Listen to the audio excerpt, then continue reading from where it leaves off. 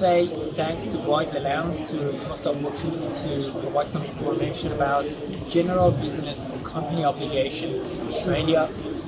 If you're running a company, there are few obligations that need to be fulfilled.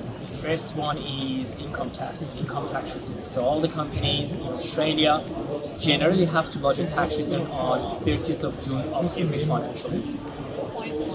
The general tax returns for private company, as long as it's not an investment company, is 25%.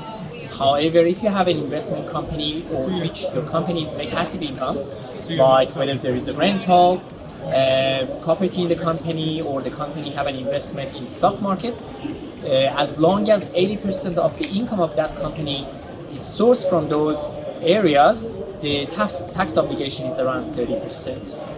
If you're running a business and the turnover of that company is more than $75,000, the business also have an obligation to lodge the GST through the business activity statements. There are few options of lodging a business activity statement. It can be monthly, quarterly, or annual. We normally recommend quarterly business activity statement because through this process we get the opportunity to update the company banking information and transactions through the process called bank reconciliation. So proprietor or the owner would have some sort of information about the tax, the financial statements and profit and loss of the company for that specific period, usually quarterly. If you have an employee or you're self-employed through a company or as a sole trader, you still need to lodge a pay-as-you-go withholding tax obligation that is done through the business activity statement.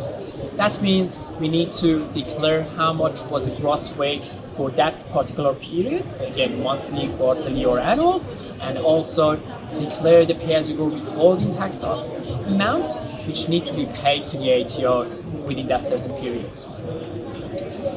A lot of people usually wonder why they have to pay extra pay-as-you-go income tax when the company already paid the tax in any financial year. Normally, if you have a tax payable in any financial year, ATO would say, oh, okay, I'm going to act as an employer of that company and I will pick up the tax in advance. So this is another tax obligation a lot of people need to consider. So what happens is, within that business activity statement, the ATO pick up the tax in advance for that financial year. So when you lodge the tax obligation, it's either you pay the right amount of tax or you need to pay the difference, or the ATO will refund if you paid excess tax. So these are the main obligations of any company per every financial year. If you have an employee, there is one last obligation need to be fulfilled, and that is superannuation. In 2014 financial year, the super amount was 11% of the gross amount of wage.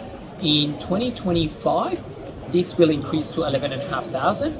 Please keep in mind, if you have a wage, you need to pay worker compensation insurance. That state by state, this amount can be different, and you need to contact the right insurance company to get that organized. Thank you.